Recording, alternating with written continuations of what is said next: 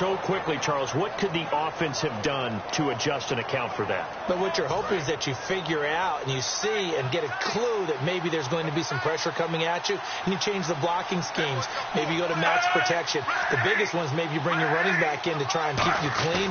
But in that case, that didn't happen. Zero accountability, and a sack resulted.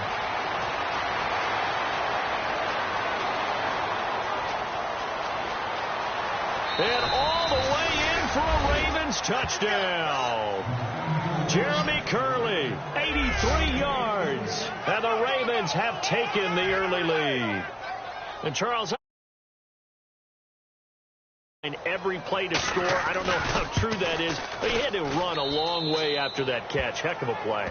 I think that when he was telling you that, he was designing run after catch in every play. I mean, that's the only way to put it in there, and that's what we got on that one. Nice catch, an even better run for big yardage. This will be taken in at the 1. Able to get away. That's why you keep the legs churning.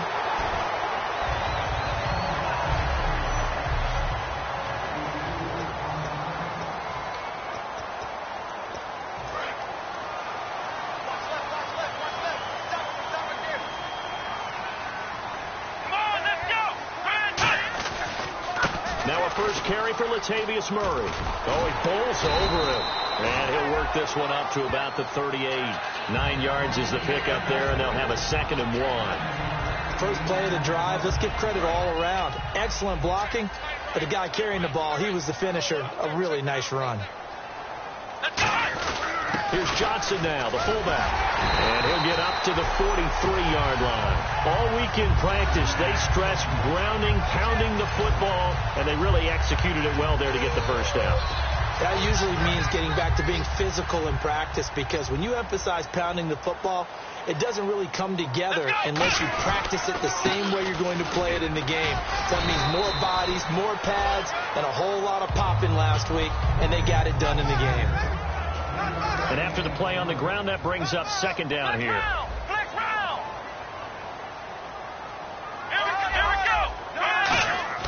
Here's Prescott.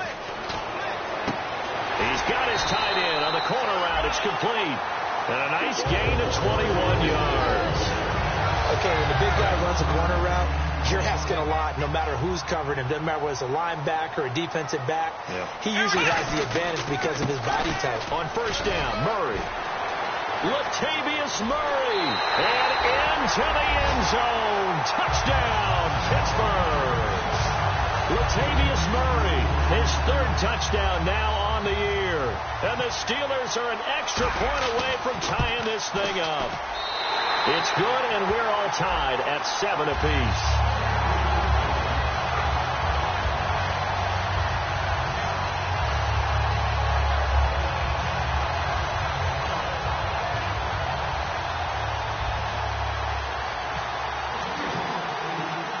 So we're right back where we started, all even as the kick's away. This fielded at the 2. Legs still churning. Like a giant pinball. And he's up past the 20 to the 22-yard line.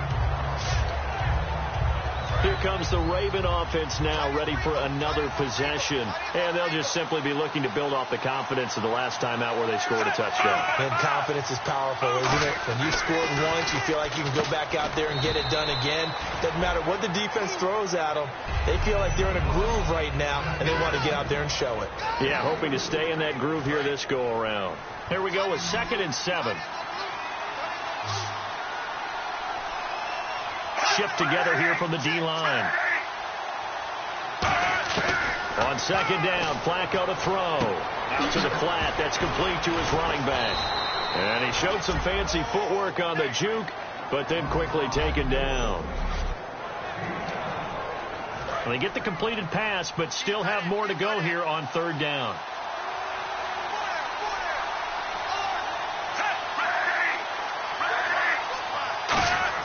Looking for 2 yards here on 3rd down. And no escaping this time as he'll go down. They got him for a sack.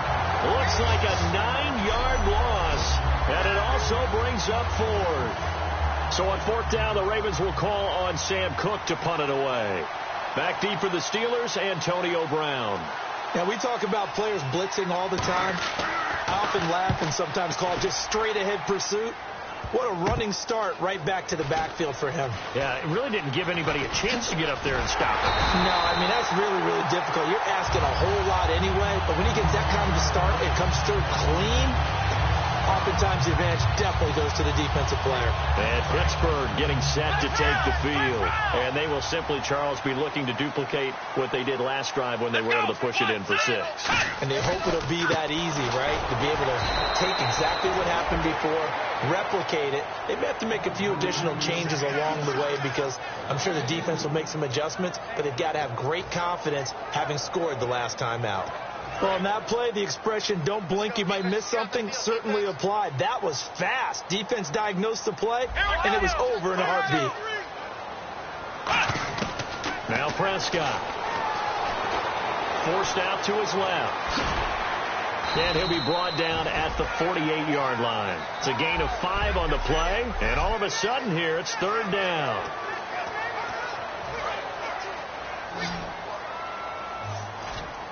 They come out 5 wide, 3 of them to the right side. On 3rd down, he'll drop to throw. He gets it to Brown, complete. And he's brought down after a good gain. The 21 yards there as they convert on 3rd. A good grab there by the former Central Michigan man, Antonio Brown. And he ate up some real estate on the catch, too, didn't he? I think the most impressive part of it, though, if there's a chance for him to get the football, even though he was covered well, he somehow finds a way to get it. It'll be a pickup of only a yard, and it'll be a 2nd down. Completed pass play. Now let's see if they go back to the air or to the ground. The goal of a wide receiver screen is get enough blockers in front to create a wall and let him pick his spot to run the football. How about the defense there, swarming to it and not allowing that to happen? Did not let him get downfield. They give him 13 yards there on the play and a fresh set of downs.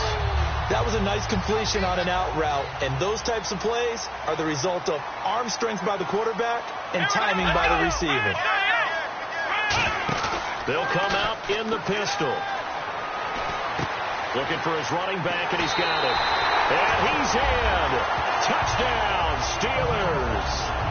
Latavius Murray with his 2nd touchdown of the game, 4th of the year. And the Steelers are able to strike for 6. Getting your back involved, what's the importance there in the passing game? Well, oftentimes you can create mismatches because who's going to cover, and you get him into space, which is where he likes to operate with the ball in his hands. Oftentimes makes people miss because that run after the catch, and off he goes. And into the end zone. This fielded at the 2. And not a bad return. Here he gets it out to the 25-yard line. Now the Baltimore offense heading back out onto the field. And on the last go-around, they really couldn't get anything going. They had to punt from deep inside their own territory, which means you're going to lose the field position battle as a general rule.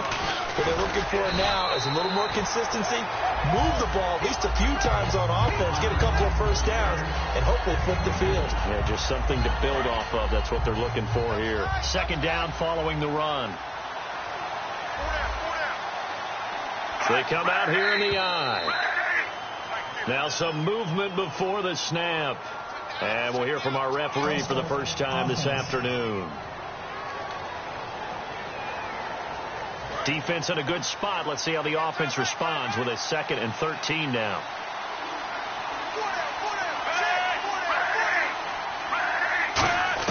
Second down, Flacco now. He's got pressure, comes, and the Steelers take him down. It'll go in the books as a 7-yard loss on the sack, and it's 3rd down. Well, it was 2nd long, now it's 3rd and even longer. They're going in the wrong direction here. Because they're moving exactly the way they want to, but you're exactly right. Definitely going in the wrong direction for their offensive guys. And Pittsburgh with 6 defensive backs in the game here on 3rd down. 3rd and long for Joe Flacco. He gets it left side to Johnson. It'll be a gain of 15 on the play. And that's going to bring up a 4th down. I don't know how many times, not just in my playing career, but you and I working together, Have we ever heard a coach say, I just don't have that play on my call sheet? And that's really what we had here. That was a big hole they were trying to get out of. Yeah, big gain, still a ways to go, though. With it is Brown. A good return there, call it 13 yards. And the Steelers will go on offense here, 1st and 10. And Pittsburgh getting set to take the field. And that recipe on their last drive that resulted in a touchdown looked pretty good, so they'll be hoping to do that once more. And it takes me back to when we sat with the offensive coordinator and the head coach. They felt pretty good about their game plan and thought there were some holes in the defense, and they exploited them the last time out. Let's see if they can come back and put together a similar drive. And we'll see if they can do just that. It's a tried-and-true formula, and I don't think it'll change for as long as we play football. If someone's trying to throw the ball and you can put pressure on them and make it tough, that's only going to help your defense. Yeah, he's sensed being hurried. He got rid of it before taking the hit, but incomplete. He's going to float this one deep right side. And caught in the end zone. Touchdown, Steelers. Marquise Goodwin, his 2nd touchdown on the season. And the Steelers get the quick strike touchdown. Well, Brandon, if we go back to our meeting with the offensive coordinator, he showed us his script. Didn't show us everything now. He said, here's the script for the game. I think everything's going according to plan in a big way. 3 drives, 3 touchdowns. Yeah, that's about as good as you can do, I guess. So, well done. Yeah, well done indeed. Tremendous execution. Now it's Brenza to kick it away. This will be taken in at the 1. Oh, little 360. Oh, man.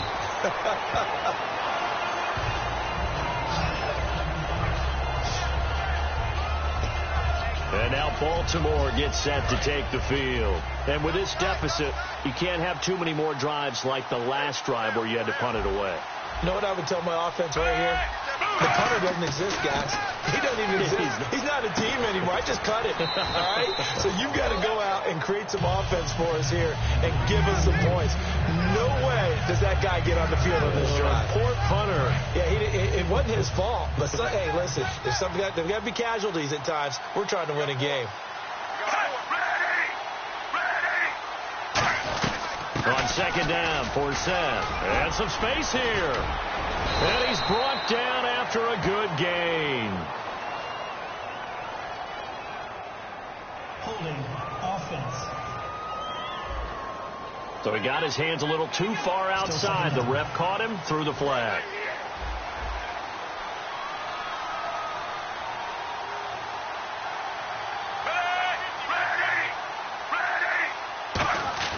Flacco here on 2nd down. Over the middle, and it's incomplete.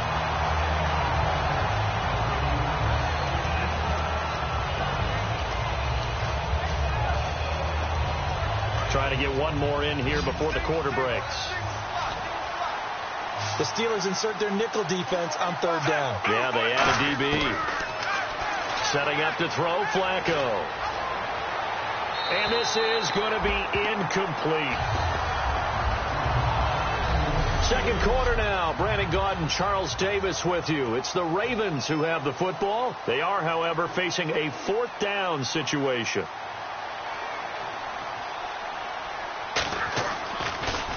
And he uncorks a beauty. Best of the day.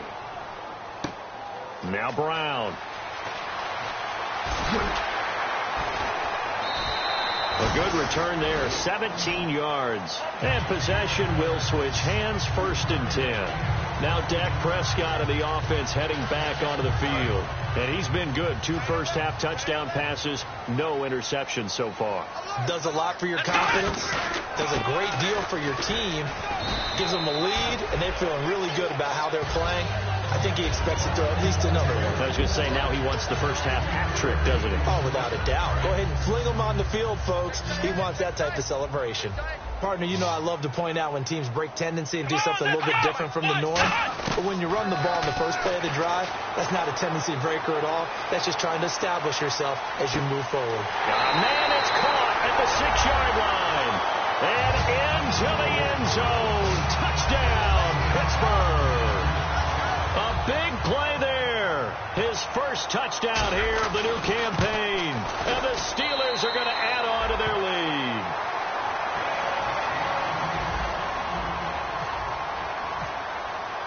Now it's Brinza to kick it away. Fielded about a yard deep. And not a bad return. Here he gets it out to the 25-yard line. Now Joe Flacco and the offense heading back out onto the field. And how does he rally the troops, so to speak? He's played well, but they're down big on the scoreboard. How does he get his guys going? Make sure they understand it's not a me game, it's a team game. Everyone has to come together. Everyone has to up the level of play a little bit, including himself, and find a way to make some plays in order to give them a little bit of a spark and rally the team. We'll see if they can indeed rally down big on the scoreboard right now.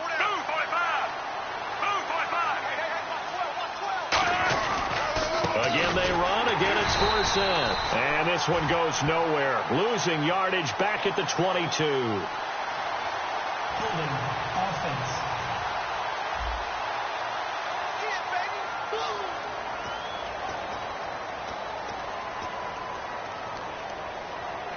So they're behind the chains as the offense. 12 yards needed on third down.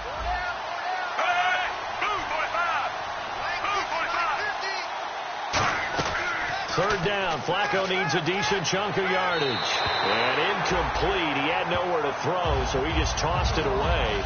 But that brings up fourth. Well, they've had a pretty frustrating first half here offensively, and that just continued there with that incompletion. Yeah, definitely frustrating for them, but heartening for the other guys. Those stop troops, they're enjoying things right now because they've made it very difficult for them throughout the half. And this will be taken at the 13. Well, he wasn't too far from breaking that. Officially, give him 15. And out will come the offense as they take over. The Steelers offense now, they get ready to head back on the field. And they were able to punch it in the end zone last time. They'll be looking to do that again here for the defense. Obviously, they'll be looking to stop them from punching it back in the end zone. It always is punch-counter-punch, isn't it? And which team has the advantage? Well, let's just go back. Last time on offense, they rolled downfield, got into a good rhythm. You see a little more bounce in and out of the huddle. You can see the sideline really get into the game. So defensively, you're thinking to yourself, how do we take that away from them? How do we get the advantage back? Let's see what they come up with. I think pressure is always the first way to go. You love pressure. I love it. We'll see if they dial it up this drive. He's going to loft one deep left side here. And at the 7-yard line, the catch is made. And into the end zone. Touchdown, Pittsburgh. Antonio Brown, his third touchdown now on the year. And the Steelers find a way to stretch their lead. And he knocks it through.